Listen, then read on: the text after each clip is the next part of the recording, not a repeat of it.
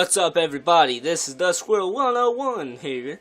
I'm gonna do a video. If you guys, whoever, this is mainly going out to people that don't have COD Elite, Call of Duty Elite, or whatever. These are videos straight from there, so see if they can help you out. I'll see you guys at the end of this video. Stick around for more. Peace. Let's do this.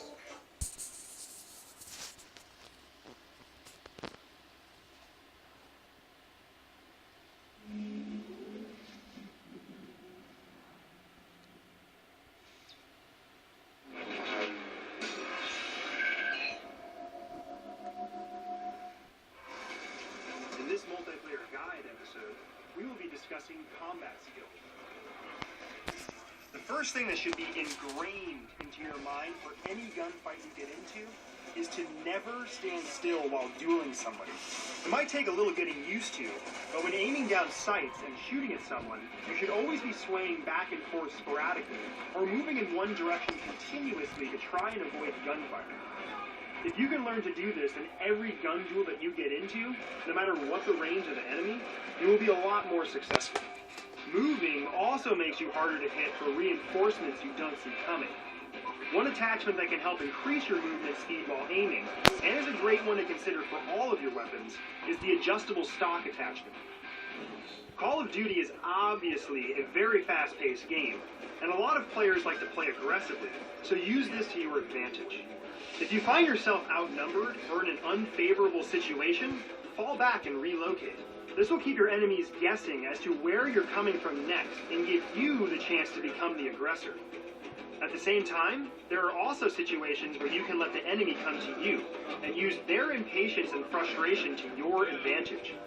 So assess each gunfight and enemy accordingly. The last technique to learn, and one that's especially hard to master, is moving to cut off angles of attack while in a gunfight. This is a technique that is mainly used when engaging two enemies at once, or when you're fighting one guy and you see his friend coming in on your minimap. If you're in a gunfight with an enemy, but you see in your minimap that another enemy is closing in, use this knowledge to move to a location that cuts off the incoming enemy's view, making it harder for him to shoot at you. You are already in the middle of a duel, but if you can do this properly, it will let you focus on one enemy at a time. This will help keep you from getting overwhelmed and outgunned. All of these tactics take some getting used to, and a lot of time to truly master, but try to keep them in mind. They will give you the tools you need to survive and best the enemy, and make you a badass in the process.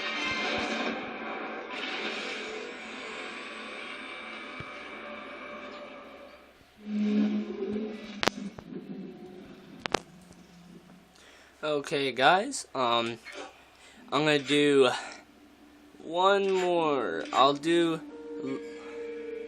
loadout combos later on, because that's a good one. I'm gonna do teamwork, because without teamwork, it's harder. But there are people out there that are pretty good without it. But let's do some teamwork. Okay, let's go.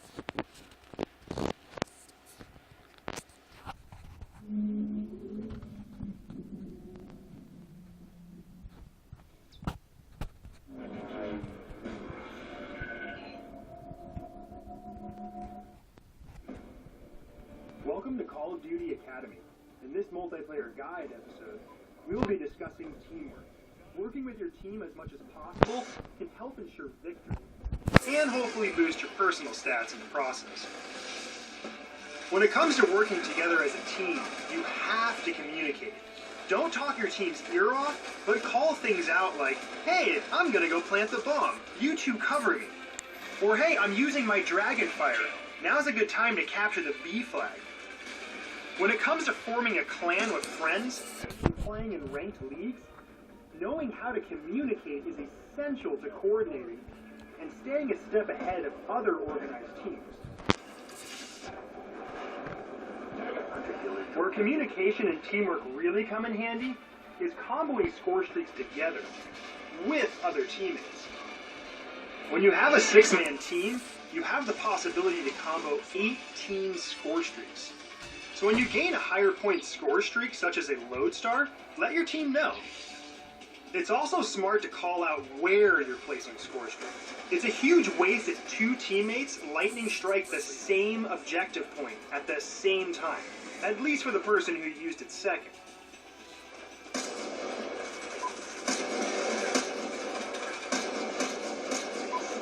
When it comes to assessing your teammates, you also need to recognize the roles that people are trying to play.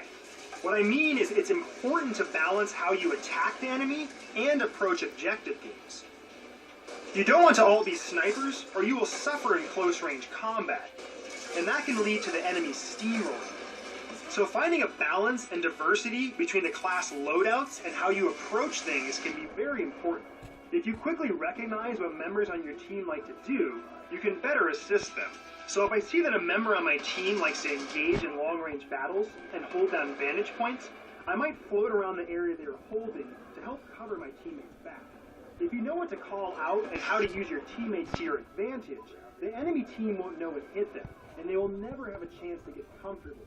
So communicate, strategize, and then dominate.